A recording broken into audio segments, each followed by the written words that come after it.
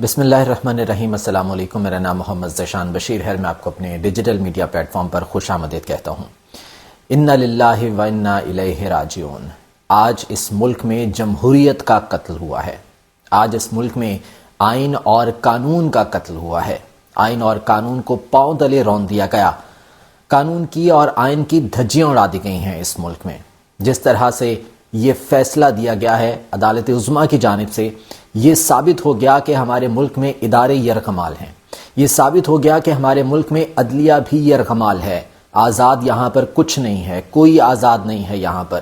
کس کی ایما پر فیصلے آتے ہیں، کس کے اشارے پر یہ سب کچھ ہوتا ہے، یہ پاکستانی عوام بہت اچھی طرح سے جانتی ہے۔ ایک آخری امید عدالت عظمیٰ سے تھی، عدلیہ سے تھی، پاکستان تحریک انصاف کو، اور نہ صرف پاکستان تحریک انصاف کو بلکہ اس ملک کے کروڑوں عوام کو۔ لیکن اس امید کو خاک میں ملا دیا گیا جس طرح سے آج کا یہ فیصلہ عدالت عظمیٰ کی جانب سے سنایا گیا ہے۔ یہ آفیشلی تسلیم کر لیا گیا کہ بلے کو کوئی نہیں ہرا سکتا۔ بلہ ہی خوف کا نشان تھا، بلہ ہی ان کے لیے بلا تھا جس کو باہر کرنا تھا، اور اسے باہر کر دیا گیا ہے۔ بلے کا نشان پاکستان تحریک انصاف سے واپس لے لیا گیا ہے۔ لیکن پاکستان تحریک انصاف کا انتخابی نشان بلہ تو صرف ایک سمبولیکلی نشان تھا۔ پاکستان تحریک انصاف کا انتخابی نشان عمران خان ہے۔ عمران خان جس پر ہاتھ رکھے گا، ووٹ پاکستان کے عوام اسی کو دیں گے اور وہی کامیاب ہوگا۔ کچھ اس بارے میں تفصیلات آپ کے سامنے رکھ دیتا ہوں، اس کے بعد جو دیگر معاملات پیش آئے ہیں اس بارے میں بھی آپ کو آگاہ کرتا ہوں۔ پہلے یہ فیصلے کے حوالے سے کچھ چیدہ نکات ذرا دیکھ لیجئے کہ کیا فیصلہ آیا ہے سپریم کورٹ کی جانب سے۔ آمریت کی بات کی سپریم کورٹ نے، آمریت تو یہاں پر دکھائی گئی ہے۔ جس طرح سے یہ فیصلہ سنایا گیا، علی ظفر نے جس طرح سے دلائل دیے تھے یہاں پر کھڑے ہو کر، 5.5 گھنٹے بیرسٹر علی ظفر نے یہاں پر کھڑے ہو کر دلائل دی اور انہوں نے اپنا کیس ثابت کر دیا تھا۔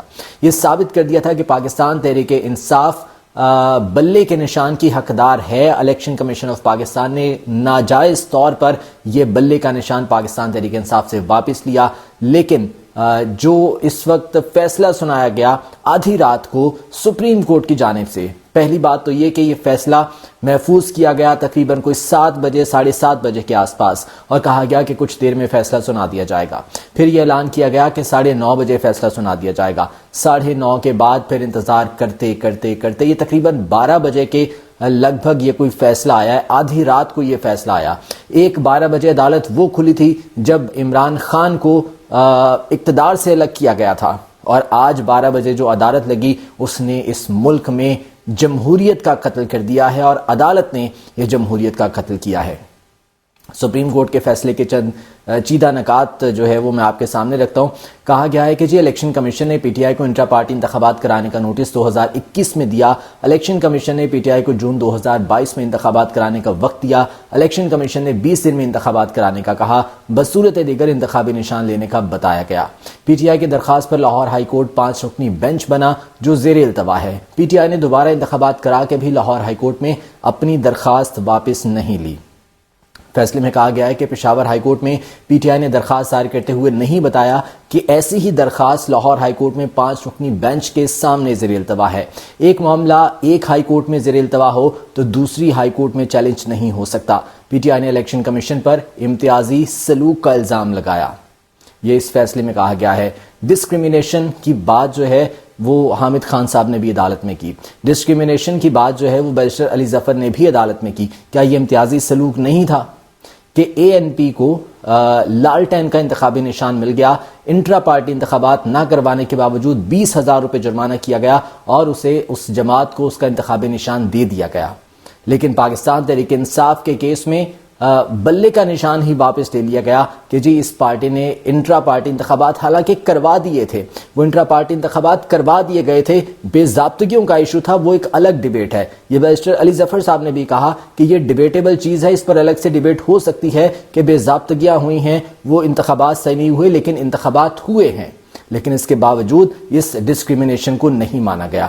کہا گیا کہ جی عدالتی استفسار پر بتایا گیا کہ الیکشن کمیشن نے 13 جماعتوں کے انتخابی نشانات لیے ہیں، اور وہ 13 جماعتیں کون سی تھیں؟ میں نے اپنے گزشتہ ویلاگ میں آپ کو اس کی ڈیٹیلز بتا دی تھی کہ وہ جماعتیں ہیں جن کو کوئی جانتا نہیں ہے، جن کے لوگوں کا کچھ پتہ نہیں ہے، وہ کہاں جماعتیں ایگزسٹ کرتی ہیں، صرف اور صرف کاغذوں میں رجسٹرڈ جماعتیں ہیں اور ان کو ڈی لسٹ کر دیا گیا ہے۔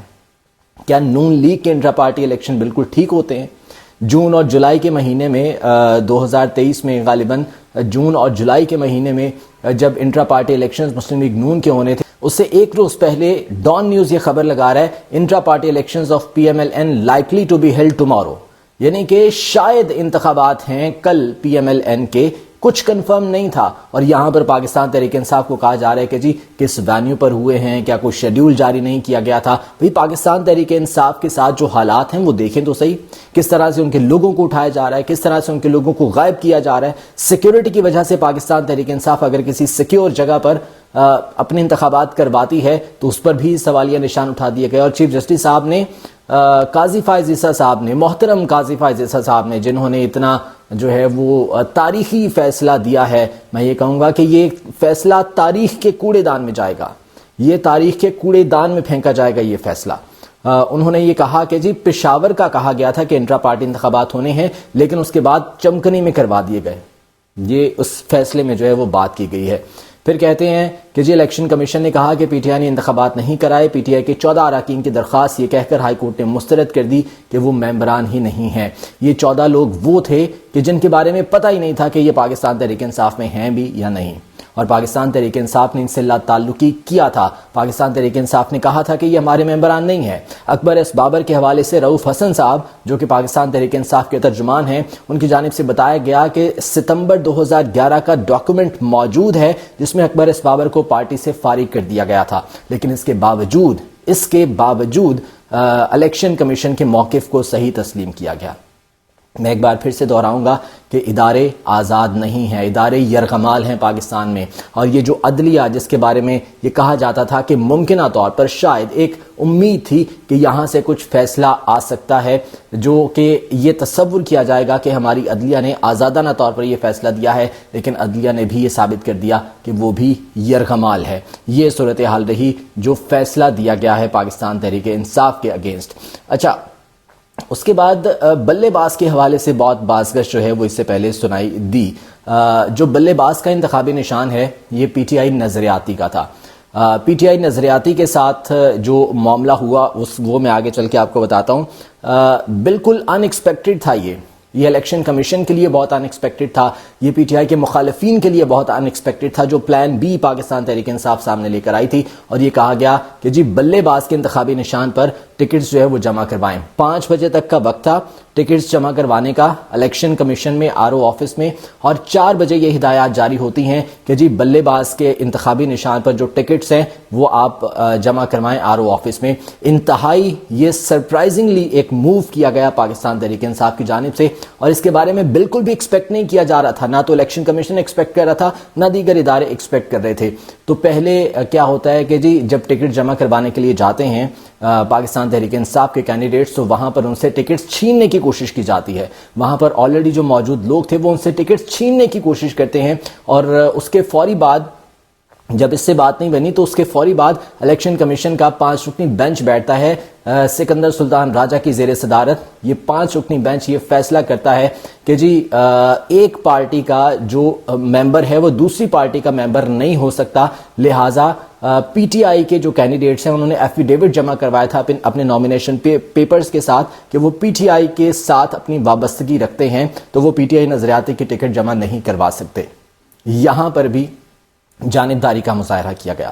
کیا جانبداری دکھائی گئی؟ ابھی ایک روز پہلے کی بات ہے، پی ایم ایل این کے 3 ارکان انہوں نے پاکستان پیپلز پارٹی میں شمولیت اختیار کی ہے۔ وہ امیدوار تھے پی ایم ایل این کی ٹکٹ کے، انہوں نے نامینیشن پیپرز جب فائل کیے تو اس میں اپنی وابستگی شو کی پی ایم ایل این کے ساتھ، لیکن جب پی ایم ایل این سے انہیں ٹکٹ نہیں ملا تو انہوں نے پاکستان پیپلز پارٹی میں شمولیت اختیار کر لی۔ تو کیا وہاں پر بھی اعتراض لگایا گیا کہ جی آپ نے تو اپنی وابستگی پی ایم ایل این کے ساتھ ظاہر کی ہے، اب آپ پیپلز پارٹی کی ٹکٹ جمع کروا رہے ہیں؟ وہاں پر تو اس طرح کا کوئی اعتراض نہیں لگایا گیا۔ یہ جانبداری ہے الیکشن کمیشن کی۔ یہاں سے ثابت ہوتا ہے کہ الیکشن کمیشن کیا کر رہا ہے، کس کی ماں پر جو ہے وہ کام کر رہا ہے۔ اس کے بعد ایک اور ایگزامپل میں آپ کو دیتا ہوں۔ پاکستان پیپلز پارٹی کے چیئرمین بلاول بھٹو زرداری، کو چیئرمین آصف علی زرداری، دونوں پاکستان پیپلز پارٹی کے بھی ممبر ہیں، پاکستان پیپلز پارٹی پارلیمنٹیرینز کے بھی ممبر ہیں۔ پاکستان پیپلز پارٹی کا انتخابی نشان تیر ہے، پاکستان پیپلز پارٹی پارلیمنٹیرینز کا انتخابی نشان تلوار ہے، اور دونوں نے اپنے جو نامینیشن پیپرز ہیں وہ جمع کروائے، فائل کیے۔ بلاول بھٹو کے نامینیشن پیپرز پر یہی اعتراض عائد کیا گیا تھا NA 127 سے کہ جی یہ پیپلز پارٹی پارلیمنٹیرینز کے بھی ممبر ہیں اور پیپلز پارٹی کے بھی ممبر ہیں، دو جماعتوں کے ممبر ہونے پر الیکشن میں کنٹیسٹ نہیں کیا جا سکتا۔ لیکن وہاں پر تو اعتراض کو مسترد کر دیا گیا، وہاں پر تو اعتراض نہیں سنا گیا۔ تو پاکستان تحریک انصاف کے ساتھ پھر یہ رویہ کیوں، یہ ایٹیٹیوڈ کیوں ہے، یہ بیہیویئر کیوں ہے الیکشن کمیشن آف پاکستان کا؟ یہاں پر دوہرا معیار کیوں ہے الیکشن کمیشن آف پاکستان کا؟ اس کے بعد بلے باز کا جب ٹکٹس جمع کروانی شروع کی گئی، اختر اقبال ڈار جو کہ پاکستان تحریک انصاف نظریاتی کے چیئرمین ہیں، سربراہ ہیں، ان کی نیوز کانفرنس ہوتی ہے، اور یہ نیوز کانفرنس بھی ہوئی نہیں بلکہ یہ نیوز کانفرنس بھی کروائی گئی۔ لاہور پریس کلب میں جب اختر اقبال ڈار نیوز کانفرنس کرنے کے لیے آئے تو ان کی حالت دیکھنے والی تھی، ان کے چہرے پر زخم کے نشان تھے، وہ بیساکھی کے ساتھ چل رہے تھے۔ پھر کہتے ہیں کہ وہ میں نے شیو کرتے ہوئے مجھے زخم لگ گیا تھا۔ یہ اختر اقبال ڈار اپنا موقف وہاں پر دے رہے ہیں۔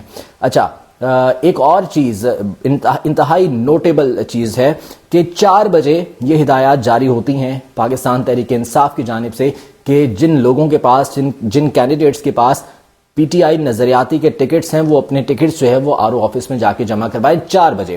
5 بجے تک وقت تھا اور 4 بجے ہدایات جاری ہوتی ہیں۔ اختر اقبال ڈار کی پریس کانفرنس کتنے بجے آتی ہے؟ تقریباً کوئی 8 بجے کے آس پاس، یعنی کہ 4 گھنٹے کا وقت تھا۔ اس 4 گھنٹے میں مکمل خاموشی کیوں رہی؟ اس دوران کیا کوئی بیان جاری نہیں کیا جا سکتا تھا؟ اگر یہ جعل سازی ہو رہی تھی، اگر یہ غلط کام ہو رہا تھا تو کیا کوئی بیان جاری نہیں ہو سکتا تھا؟ ایون کہ ٹویٹر پر ایک ٹویٹ کر کے بتایا جا سکتا تھا کہ یہ جعل سازی ہو رہی ہے، اس طرح سے نہیں ہے۔ نظریاتی PTI نظریاتی نے اس حوالے سے کوئی ٹکٹ جاری نہیں کیے گئے، لیکن مکمل خاموشی تھی۔ 8 بجے اچانک سے اختر اقبال ڈار سامنے آتے ہیں پریس کانفرنس کرنے کے لیے اور وہ آ کے کہتے ہیں کہ جی یہ تمام تر جعل سازی ہو رہی تھی، یہ سب کچھ جو ہے وہ جعلی طریقے سے کیا جا رہا تھا۔ رؤوف حسن صاحب نے اس حوالے سے جو ہے وہ بتایا۔ رؤوف حسن صاحب جو کہ پاکستان تحریک انصاف کے ترجمان ہیں، انہوں نے کہا کہ آج سے تقریباً 2 ہفتے پہلے اختر اقبال ڈار کے ساتھ ایک MOU سائن ہوا تھا۔ اس MOU میں یہ لکھا گیا تھا کہ پاکستان تحریک انصاف کے لوگ جو ہیں وہ PTI نظریاتی کے ٹکٹ جمع کروائیں گے ان کیس اگر بلے کا نشان پاکستان تحریک انصاف کو نہیں ملتا ہے۔ اور اس حوالے سے جو ڈاکومنٹ ہے وہ بھی جاری کیا گیا پھر پاکستان تحریک انصاف کی جانب سے ٹویٹر پر، وہ میں ڈاکومنٹس آپ کے سامنے بھی رکھتا ہوں۔ اس میں یہ بتایا گیا ہے کہ کن حلقوں پر جو ہے وہ ان کے ساتھ سیٹ ایڈجسٹمنٹ ہوئی تھی۔ یہ 7 حلقے ہیں جہاں پر ان کے ساتھ سیٹ ایڈجسٹمنٹ ہوئی تھی، اور یہ میری اطلاعات کے مطابق تقریباً 2 ہفتے پہلے پاکستان تحریک انصاف کے ایک رہنما کے گھر پر میٹنگ ہوئی تھی اسلام آباد میں، جس میں اختر اقبال ڈار موجود تھے، بیرسٹر گوہر خان موجود تھے، ممکنہ طور پر لطیف کھوسہ، بیرسٹر علی ظفر، یہ تمام لوگ موجود تھے اور وہاں بات چیت ہوئی، بارگین کیا گیا۔ اختر اقبال ڈار نے جو نشستیں مانگی تھیں اس پر PTI کو اعتراض تھا۔ بہرحال جب بات چیت ہوئی اور ان 7 نشستوں پر، یہ جو مینشن کی گئی ہیں اس ڈاکومنٹ میں، ان 7 نشستوں پر معاملات طے ہوئے کہ یہ PTI جو ہے وہ PTI نظریاتی کو دے گی اور اس کے بدلے میں تحریک انصاف کے لوگ PTI نظریاتی کے ٹکٹ جمع کروائیں گے، جبکہ اختر اقبال ڈار کو سینٹ کے نشست کے لیے بھی پاکستان تحریک انصاف نے سپورٹ کرنا تھا، یہ بھی اس میں طے پایا تھا۔